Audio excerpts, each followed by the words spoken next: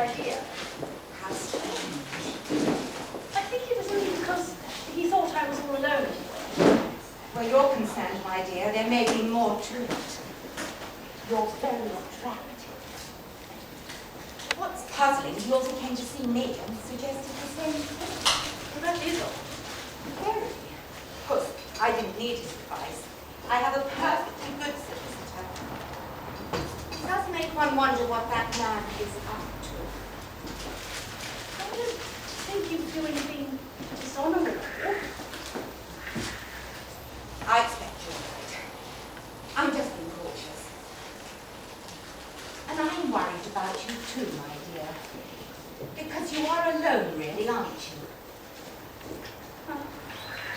Both my parents are dead. But I have lots of friends.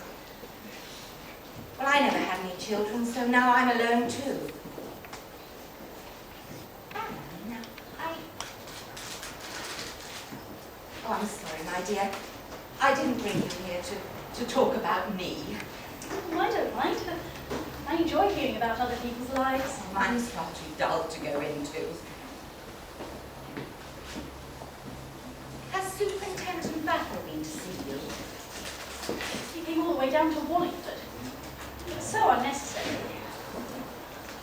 Has he been to see you? I haven't seen him since that evening. But I thought he was questioning everyone. Perhaps I don't look like a murderer. Oh. Oh, forgive me, my dear. I wasn't implying that you do. But I'm an old woman. You mustn't say that about yourself. The best is gone. You shouldn't be alone, my dear. You should be married. Why is everybody trying to marry me off? Preferably to a rich husband. Be very careful. Mrs. Lauren, who do you think killed Mr. Satana?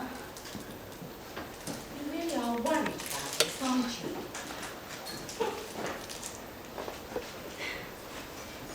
Yes. But I mean, you must have given it some thought. A little. Well, then you must have formed an opinion.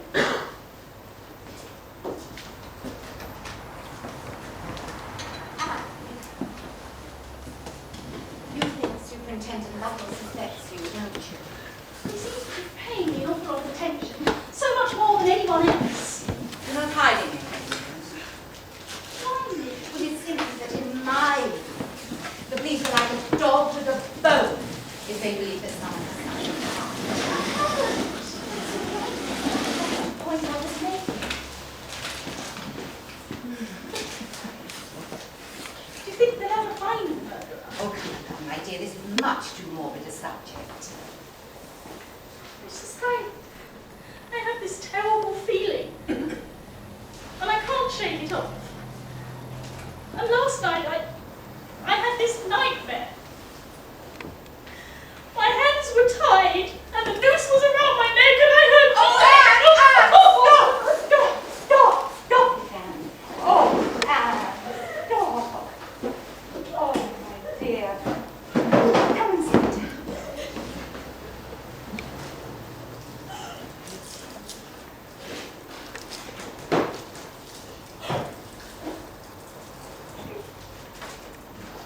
Listen to me.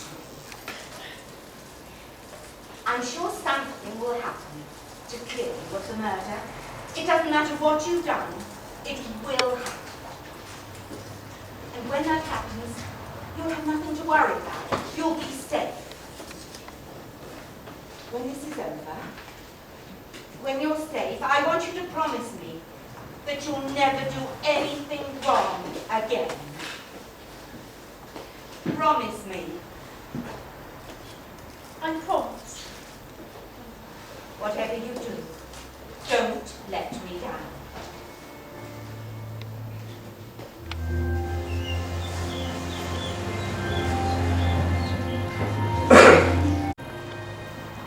Oh, no, I couldn't. Thank you. 3's enough. I never stop eating them when I'm working. Oh, I'm not interrupting, am I?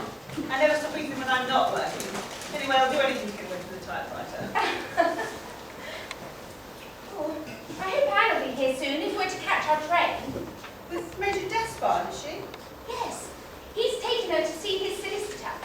And then she was going to pop in on Mrs. Lorimer.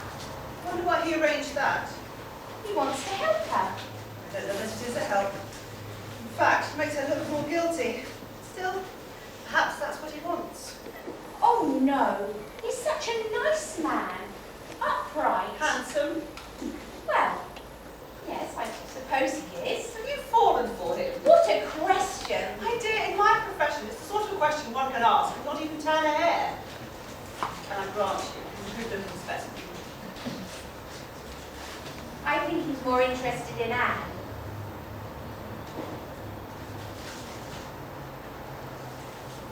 How well do you know her? Well, we share the same house. It's true you've got to live with someone to know them really well, but the truth is you don't know her that well, do you? Are you saying I'm naive? My dear, I'm not trying to be offensive. I like you. I just think you're too trusting. I know Anne upset you the other day. I really believe it's just because of all of this beastly business. It's put her under an awful strain. I'm sure she didn't mean to upset you. Rhoda, if ever I need a really good friend, I'd like it to be you. You are kind. Not at all. Be careful, my dear. There is something that's been worrying me. Would you like to tell me about it? Well, Anne might be angry with me if I do. I won't tell her. It's about her time in Devon. As companion to your aunt? No, before that. I thought she went straight from the Isle of Wight to the job with Mrs. Deering. No, not exactly. She had another job. It was only for 3 weeks, though, so she didn't mention it because she thought it didn't matter. Well, it was only 3 weeks. I suppose you're right. And if your aunt was offering her a better job? Oh, no, it wasn't that. No? No. The person she was with, Mrs. Benson, died. What did she die of? She was poisoned. Oh, it was horrible. She died in agony. But how was she poisoned? She drank some hat paint. Hat paint? That's lethal stuff. Absolutely. She mistook it for medicine. It was all her own fault. She'd asked Anne to paint an old garden hat black, and when she'd finished, unfortunately, she broke the neck of the bottle. Mrs. Benson told her to pour the paint into an old syrup of figs bottle. All the servants heard her saying it. Well, somehow the 2 bottles got muddled up and, well, I told you what happened. I think Anne feels partly responsible. Yes. Of course, it was an accident. Tragic. Poor Anne. Still, I do think she should have told the superintendent about it. He'll find out. Yes, that's what I said. But she insists by the time he does, he'll have found the murderer, so it won't matter. Unless, of course, Yes. nothing. It's just the writer in me coming out. I've got an evil mind, you know. Why don't we talk about something else? Yes. I love that dress you're wearing. Oh, thank you. You both have extremely good taste and dresses very well. Yes, nice colours. Expensive. How does she do it? Well, I don't charge her any rent. We're friends, so of course. And I suppose she has a little money of her own. Now, I've never asked. Mrs. Oliver, you haven't changed the subject, have you? I'm sorry. Just didn't bother you where she gets all the money from to do all the things that well-off people do. Perhaps that's her now. Oh, by the way, I lent her some money. She said she'd pay me back when she was sorted out.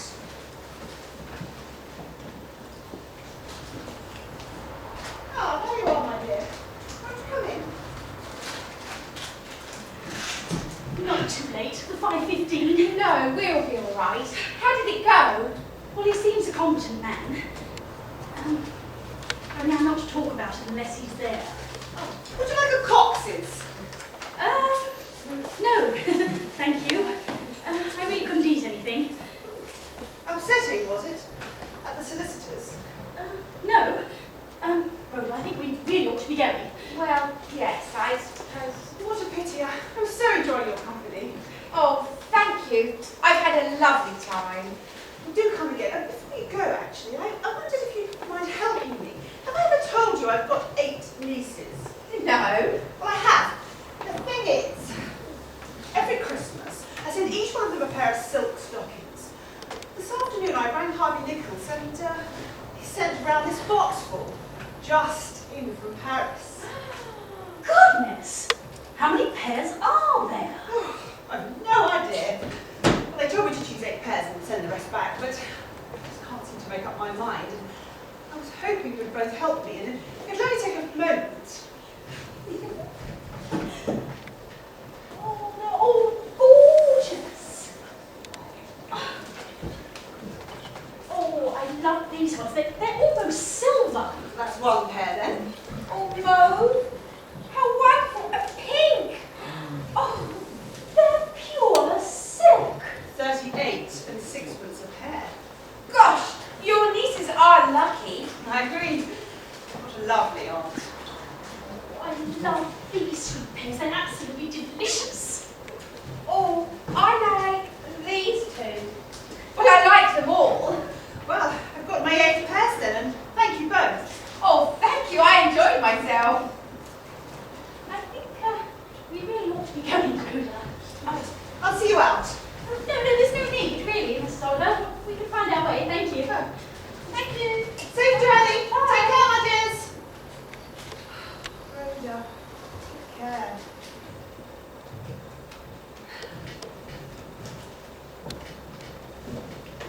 Eight, 10, 12, 14, 16, 17.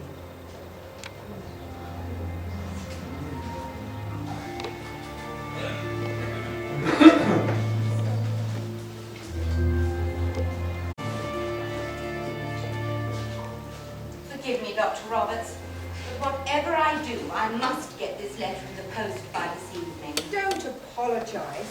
First things first.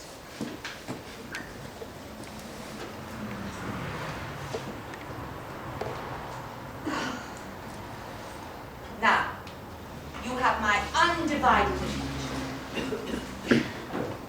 I've been asked to play bridge for the County of Middlesex. That's quite an honour. Congratulations. Thank you. Unfortunately, my practice is so demanding I can't fit it in. Oh, surely you can arrange something. The practice match has been set for Easter weekend next year. I could easily get 1 day off, possibly 2, but 4 days that particular weekend is out of the question. Come now, Doctor, you've plenty of time to find a locum. That's not all. Practice matches have been set for every weekend from Christmas on. I can't give them a guarantee I shall be available. Why have you come to see me about it? I think you know. The selection committee have asked me to suggest someone to take my place. I had no hesitation in putting your name forward.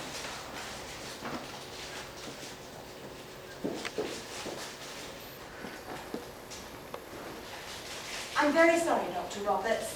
I shall be unable to accept. Oh, they will be disappointed. Are you sure you will be available? I'm afraid I won't be here, Oh, going abroad. and I shan't be returning. Well, I can't say I blame you. The weather in this country is positively bronchial. It would be far better for your health. Quite. Well, if you won't or can't change My your mind is made up, Doctor. Yes.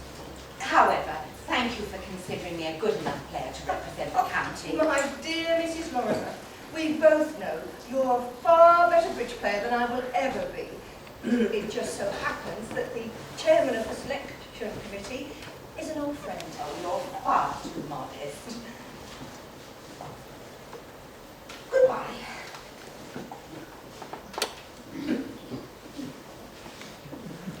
Take care of yourself. Oh, there's no need to worry about me, Doctor.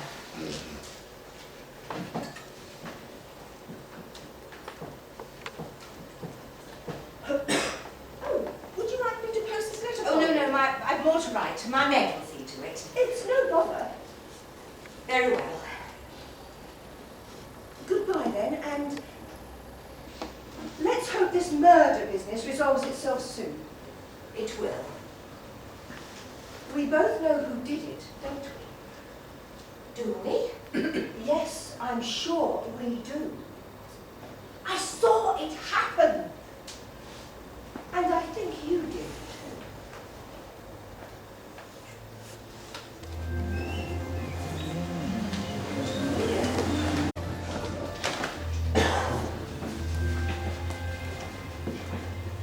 No, that's fine. Absolutely fine, Inspector. If anything else occurs, you please don't hesitate. Goodbye. Well, The Shoemaker police confirmed it was an accident. rubbish. They read the report over to me. They seemed very efficient. Bunch of yokels. That's my college you're talking about, Mrs. Oliver. After this, I wouldn't think you'd want your name linked with them. I don't know why I let you get away with this. I must be going soft. The inquest produced a verdict of accidental death. Two of Mrs. Benson's servants, the cook and the maid, overheard her telling Miss Meredith to put the paint in a syrup of figs bottle and place it on top of a bathroom cabinet. Silly woman. She made it so easy for her. Be careful who you say that to. Anyway, what about your main contender, Dr. Roberts? Ah, the joker in the pack. She's still in the running. I haven't completely given her up. Well, they can't all have done it. A conspiracy. Before you dismiss it out of hand, remember that Satana had them all marked down as murderers. Was to have stopped them all getting together before the night that he was stabbed and working out a way to do it so that they would all be suspect, but none of them could be proved guilty. Do you think so? I mean seriously. Well, it's a possibility, isn't it? But they didn't even know each other. So they say. No. No, I must dismiss the thought. Drive it from my mind before it makes me go mad. Anyway, I've got something to show you which may go some way to explain my seesaw attitude with regard to the murders. Silk stockings. 38 and sixpence a pair. That's almost a constable's pay for a week. I don't see why any police constable would have the occasion to either buy or wear silk stockings. And what is their significance then? Count them. 17 pairs. I've been very clever, Superintendent.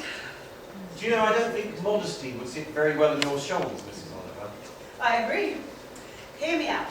This afternoon, I asked Anne Meredith and Rhoda Dawes to choose 8 pairs. Before they dipped into that box, there were 19 pairs. I see. Anne Meredith stole 2 pairs. Well, it could have been Rhoda Dawes. Nonsense. All right, I won't argue with you, but what have 2 pairs of silk stockings got to do with Satana's death? Did the inspector at Shoemaker say anything to you about Mrs. Benson's money? I mean, you've got it. If you're saying that Miss Meredith murdered Mrs. Benson because she was in her will, then I'm not. But I ask myself this. If Anne Meredith didn't gain financially from Mrs. Benson's death, how did she gain? I get your drift. If Anne Meredith was stealing from Mrs. Benson and was caught doing so, then she might have swapped the syrup of figs with a bottle of Hatfield. A highly toxic substance. If so, it was murder. That's what Satana meant. She murdered Mrs. Benson and got away with it. If your theory's right, and Miss Meredith murdered her to make sure she wasn't exposed as a thief, then make sure she doesn't know about the silk stockings. Otherwise, you could be next on her list. 2478. It's for you.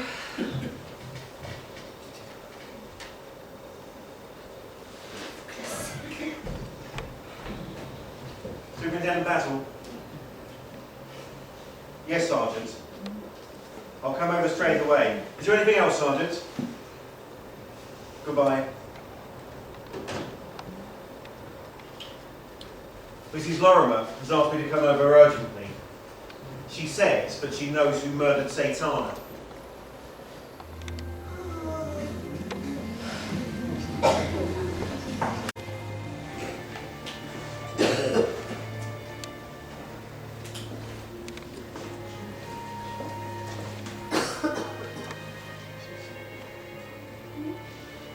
Sorry to disturb you, Mom.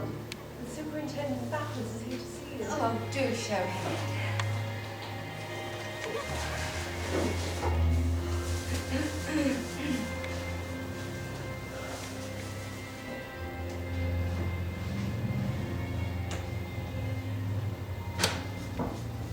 Oh, Superintendent, come and sit down. Thank you. Can I get you something? It's rather late for tea, but I do have a very fine old malt whiskey. No, thank you. I understand you have something important to tell me. Oh, I always think it's a mistake to rush into confidences, don't you? And good whiskey should be savoured. You saw Anne Meredith earlier on. Have you been spying on me, Superintendent? I need to know everything about everyone involved in this case. Not everything. But I'm sure you've paid me rather a lot of attention without being too obvious. Indeed, the fact that you appear to have left me alone alerted my suspicions. I treated you the same as I treated everyone else. I said to myself, Mrs. Lorimer murdered Sultana. And that, of course, is where I started with everyone involved. I then, of course, tried to work out some motive why each of you could have done it. So you dug very deeply into my past? Not just your past, but to be frank, I soon realised that Mrs. Oliver is quick to confirm with my view based on your expertise at playing Oh, that bridge. woman is quick to confirm anything that takes the suspicion away from her. Don't you want to know what she said? I'm sure you're going to tell me, but I can guess what it will be. She said that you were the most intelligent suspect, the one with the coolest temperament and most logical powers of reasoning. So if I had to bet on someone planning on getting away with murder, then my money would be on you. Am I supposed to take that as a compliment? For a crime to be committed successfully, every detail has to be thought out beforehand. The timing, absolutely right. Each detail thought through. Dr. Roberts may bungle a murder by overcalling his hand. Maybe Despard will kill someone if he must, but may be far too prudent to commit murder. Miss Meredith may become frightened and give herself away. And you, Mrs. Lorimer, you would commit the perfect crime if it were planned. But there is another sort of person who would be equally successful. Have you ever said to someone, pick up a stone, throw it, and see if you can hit the tree? The person does so and invariably hits the tree, but others have to repeat the action, and it's not quite so easy, because they started to think, to plan it, you might say. Some crimes are acted on the spur of a moment. They can be inspirational, a flash of genius, and I believe it was this sort of action which led to Sultana's death. And that's not your way, Mrs. Lorimer. No, that's not your way at all. If you'd have killed Sultana, it would have been premeditated. And yet, Superintendent, I did murder him. Why did you kill him, Mrs. Lorimer? I think you know that. Because you committed a similar crime many years ago. Well, his remarks at dinner aimed at you. Yes, they were. He broached the subject on other occasions, but never so directly as that evening. I could see the devil in his eyes as he looked at me, taunting, teasing. And then I asked myself, why had he invited you? Was it merely to indulge in his own cleverness, to savour the fact that he could prove I'd committed a terrible crime all those years ago, and you had no idea of it? Or was it more sinister? Was he actually going to tell you? Or if not actually, come out with it, at least give you a clue? I decided I couldn't take the risk, and I knew I had to do something about it. That's what interests me. The exact moment, please, when you decided Sultana had to be silenced forever. I'd seen the dagger before we went into dinner. When we returned to the drawing room, my eyes were constantly drawn to it. I can't tell you exactly when I decided to do what I did. I knew I was taking a risk, but I thought it was worth it. So you weighed up your chances? We started to play bridge. The opportunity suddenly came my way. I was dummy. I strolled across to the fireplace. Even while I was poking the fire, my eyes were riveted on the dagger. Mercifully, Sultana was asleep. A quick look across at the others, The dagger was up my sleeve. I hesitated. It was now or never. Then I leant over him. Even so, I was torn. It was an agonizing moment. And then I stabbed him. I decided to speak to him. Thought it might help with an alibi. I made some asinine remark about the fire. I pretended he replied, so that I could speak to him again. Did he cry out when you did it? That surprised me. It was just a grunt, that's all, nothing more. Could easily be mistaken for him actually speaking to me. There's something Then I returned to the bridge table. The last trick was being played. There's something bothering me. You take what can only be described as an enormous risk, and what's more, it actually pays off. You get away with murder. And yet, I would find it very hard, difficult to prove that you did it. And a week later, you decide to confess. It hardly fits in with what I know about your character. When Anne Meredith was taking tea with me this afternoon, I realised that I was not an entirely wicked person. There I was, calmly drinking tea, with this young lady whose whole life lay ahead of her. And I realised that by my actions, I was putting her life in danger. I couldn't undo what I'd done. I'd murdered Satan, and that was that. But because of this, not only Anne, but Dr. Roberts and Major Despard, none of whom had caused me any injury whatsoever, being forced to face probably the most traumatic experience of their lives, and one of them may well be in great danger. Well, that I could undo. No, So with that thought nagging at me, I couldn't delay this meeting any longer. No, I'm sorry, Mrs. Lorimer. I couldn't hang it on any one of them, and I'm sure you're aware of that. I was rather hoping not to have to go into this. However, you leave me no choice. This afternoon I had a rather important appointment. I learned from a specialist in Harley Street that I shall not be dealing many more hands. Indeed, all my cards are on the table, face up. The top card being the ace of spades. I'm very sorry. That's kind of you. But you mustn't forget, I murdered Satana. And you still insist that you did it without giving it more than a moment's thought. Yes.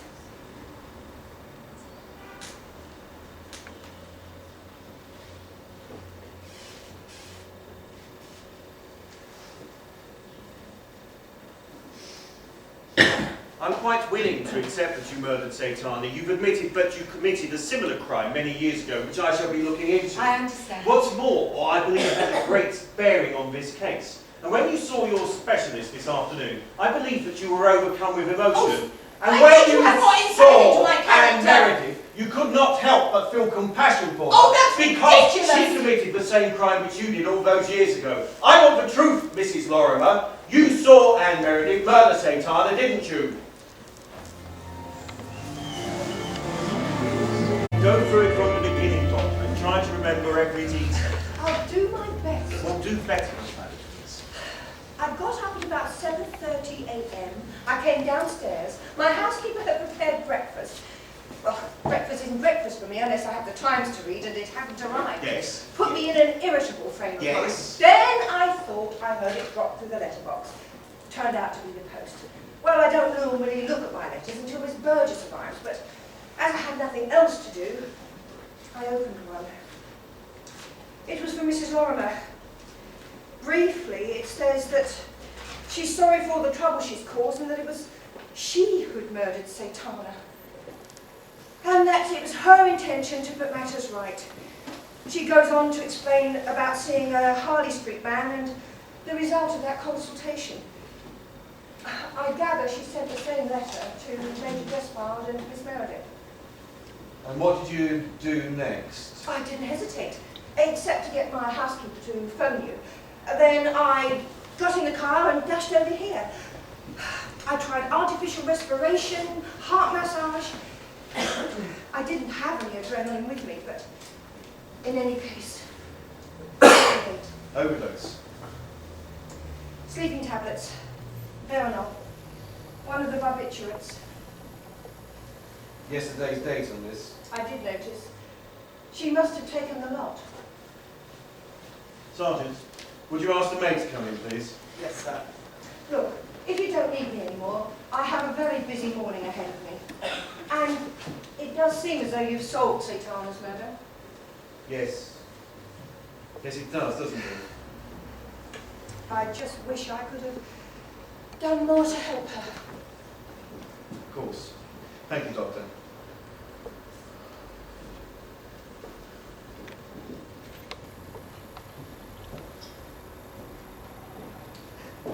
Won't be too much longer. Oh, please come and sit down. I realise this is distressing, but I do need your help. Oh, sir, it's all so dreadful, so very dreadful. To think that we were sitting here with her only yesterday. Now, I need you to be very brave and try to remember everything which happened this morning. I can't go through it all. You must. You can, for her sake. I shall never forget this morning, sir. Start at the beginning. The doorbell rang 3 times, as though it was something urgent. I answered it. It was the lady who'd just gone out. She says to me, "Where's your mistress?" I was taken aback, sir. I could hardly get word out. Then she bellows at me, "Where's her room?" And then she ran upstairs with me following. She rushes in, without so much as even knocking, if you'll please. She took one look at her lying there, and she said, "Oh Lord, I think we're too late." She sent me to fetch hot water and brandy. It was desperate, sir. She tried so hard to bring her round. But she was gone all right. I could see that. But she just wouldn't give up. Thank you. When I was here yesterday evening, when you were here, did Mrs. Lorimer seem upset at all? No. But I could tell she was in pain. Not that she said anything. She wasn't one for complaining. And yesterday evening she was going to finish writing some letters, did she? Yes, sir. And what happened to them? She gave them to me, and I put them on the hall table to post later. And did you?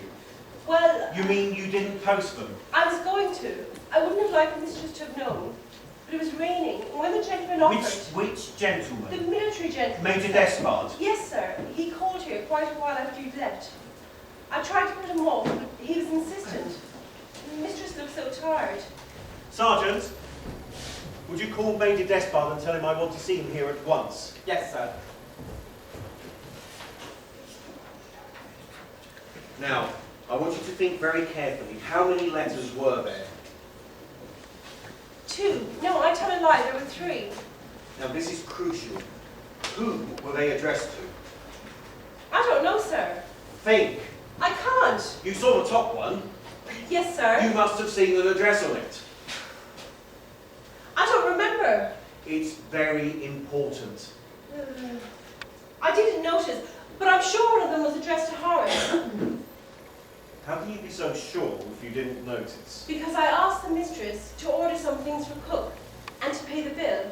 I saw her write the cheque and slip it in the envelope, and she gave it to me to post later.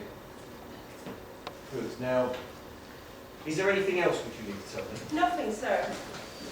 Very well, you can go now. Thank you, sir. Oh, I did hear a car in the middle of the night.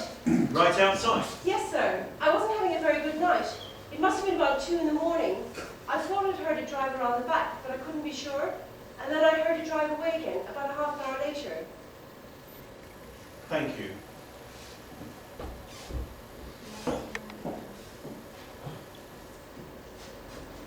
Sergeant! What the devil have you been up to? Been trying to contact Major Despard, sir. Was he not in his flat? No, I spoke to his caretaker. Apparently he left this morning, hauled everything into his car and drove off. And the caretaker has no idea where he went to?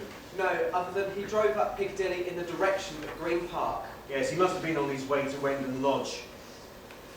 Sergeant, I don't think that Mrs. Lorimer wrote that suicide note to be received by Dr. Roberts, Miss Meredith, or Major Despard. You think someone forged them, sir? Whoever it was the murderer? Yes, and what's more, I believe that Miss Dawes... Miss Meredith's friend, sir? Yes, I believe she's in great danger. Very great danger indeed.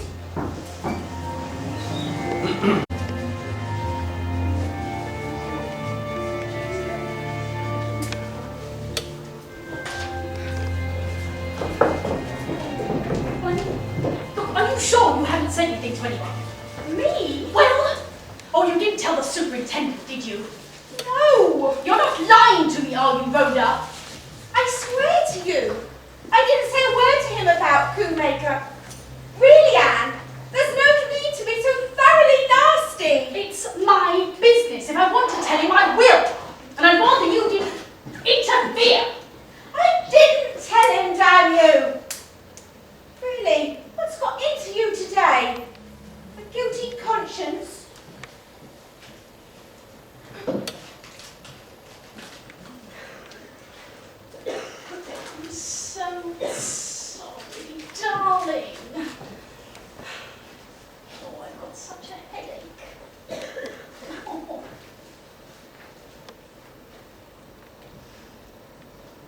Forgive me. I should be glad when this is all over. So will I. I do the walk to clear my head.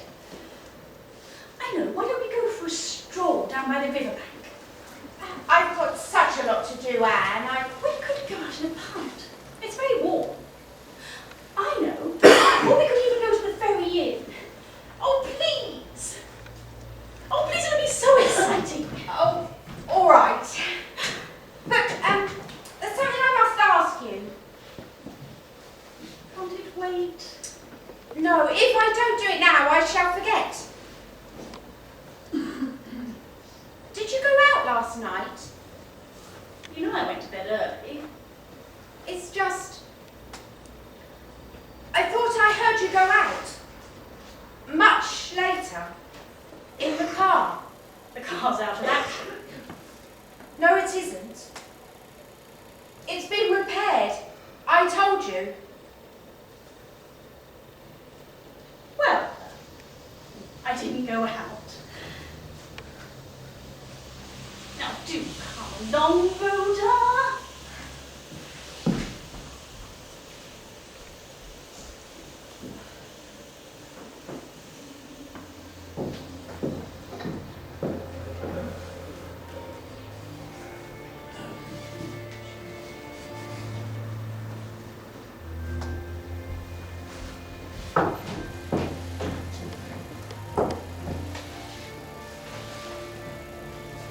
Come along, darling. I'm coming.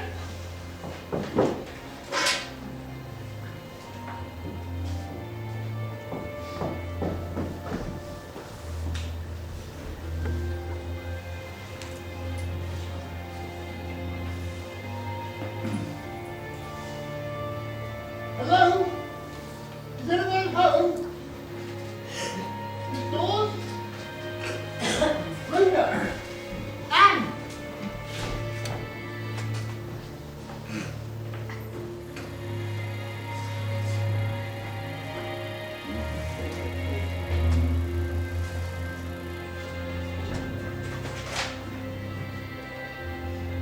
Oh my God!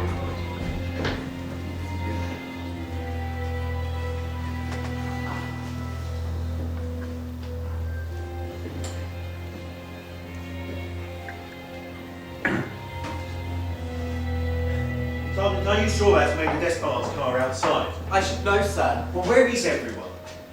Hopped it, sir? What, all of them? Seems logical, sir. What is it, sir? It's a letter from Miss Dawes saying she's gone punting with Miss Meredith. Sergeant, we may be too late. Major Despard. Give him a hand. Pushed her out of the pump. Miss Meredith? I turned over. I was so close to the wheel I could only reach one of them. Perhaps it's just as well. Yes. What made you suspect her? I called on Mrs. Lorimer last night. Yes, I know. Well, but I thought she might have seen something at Sultana's, and I got the distinct impression that she was covering for Anne, Miss Meredith.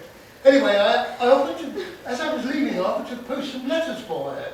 I noticed one was for Harriet, another for someone in Southampton, and a third one for a doctor in Harley Street. So when you received the letter this morning... I realised it must have been a forgery.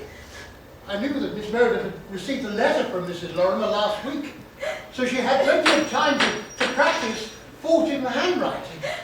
Well, I guess it was too late for Mrs. Lorimer, but then I realised that Rhoda was next on the list. She knew too much, you see. She pushed me. It's all right. Pushed me in. It's all right now. She knew I couldn't swim.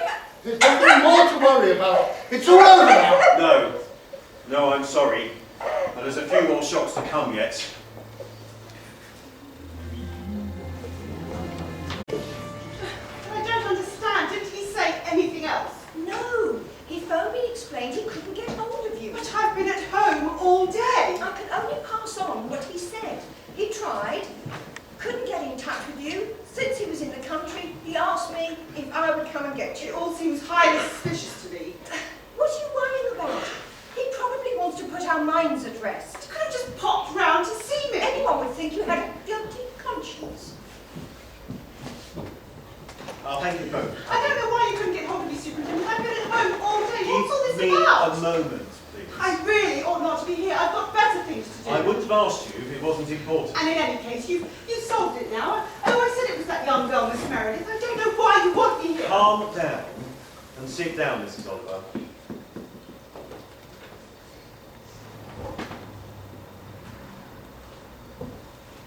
Now, I'm sure you'll be pleased to know that I finished my investigation.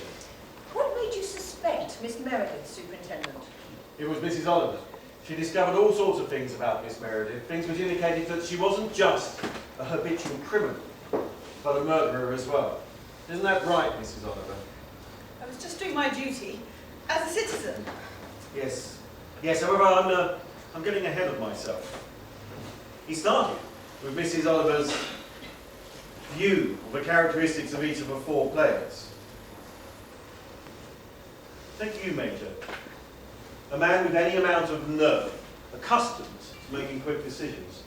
You're not just at home when facing danger, you're enjoying it. And when we look at how you place your cards on the table, those characteristics come into play. And also, you're a man who likes to know exactly where he's going. Yes, you would have killed Tate Arthur, but you would have faced up to him, confronted him. Mrs. Lorimer. Well, Mrs. Lorimer was a brilliant bridge player. Cool, calculating, clean, quick and decisive, but only because she planned every move in advance. I would have accepted the profession readily. Indeed, I was prepared to do so, but she insisted that she acted on the spur of the moment. And the cards indicated that she was the sort of character who would act in the opposite of that sort of way. I have to say, though, that suicide almost fooled me. I thought I misjudged her and she had done it after all. But then, Anne Meredith was playing a very strange hand. I can hardly believe it. We were friends. She was no friend of yours, Miss Dawes.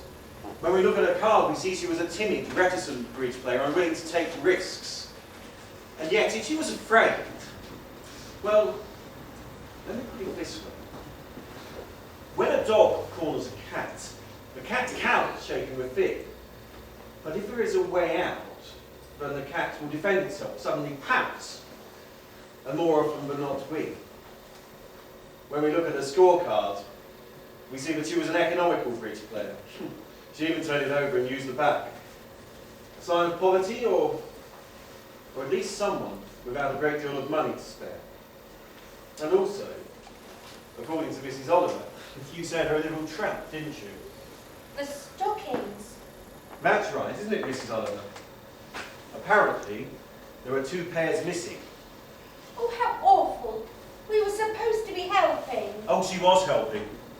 She was helping. She was helping herself. And then we come to a card which she was hiding up her sleeve. I'm referring, of course, to Coommaker and Mrs. Benson's death, which was thought to be an accident. She'd only been there for 3 weeks, so what possible reason could she have for murdering her? I believe that Mrs. Benson found out she was stealing from her and threatened to tell the police. But that's why she tried to murder you. To make sure you didn't tell anyone. But I did tell someone. And Mrs. Oliver made sure I knew. Yes, well, thank you for putting us in the picture. Now, if that's all, I'm on my way. No. I have a very busy evening surgery to attend to. I'm afraid I haven't quite finished yet, Doctor. I haven't played my ace of trumps, have I, Mrs. Oliver? I don't know. You do. You do, Mrs. Oliver, because you dealt it. You'll enjoy this, Doctor, as a bridge player. It's a grand slam. Well, I can't stay too long. In the third row, we see the number 1500 above the line and 560 below the line. That can only mean one thing. A grand slam. Vulnerable, doubled, and redoubled. If a murder were to be committed in the extraordinary circumstances that occurred that night, when a game of bridge was in progress, then there were two risks which needed to be taken into consideration. One, that the victim would call out, and two, that the other players would see it happen. As to the first risk, there was nothing which could be done about it. It was a matter of gambler's luck. The second risk could be controlled by making sure the player's attention was wholly focused on the game in question, that they would not be distracted in any way. A grand slam, vulnerable, doubled, and redoubled, is riveting. I can't prove you murdered Zaitana, Dr. Roberts.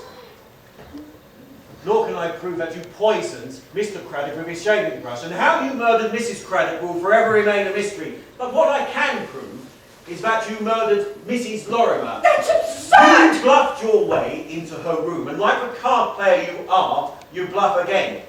Found she was sleeping under the influence of Veronal. Send the maid out for brandy and hot water, leaving you alone with the sleeping Mrs. Lorimer. Free to murder, except you are not alone. Oh, no, you won't catch me out that way, Superintendent. I'm aware of the stupid little tricks you policemen play. Sergeant, would you send Mr. Stevens in, please? Yes, sir.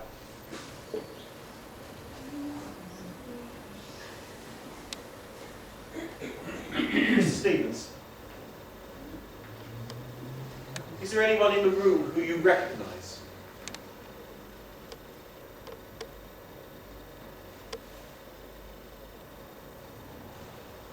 Yes, Her. And when did you last see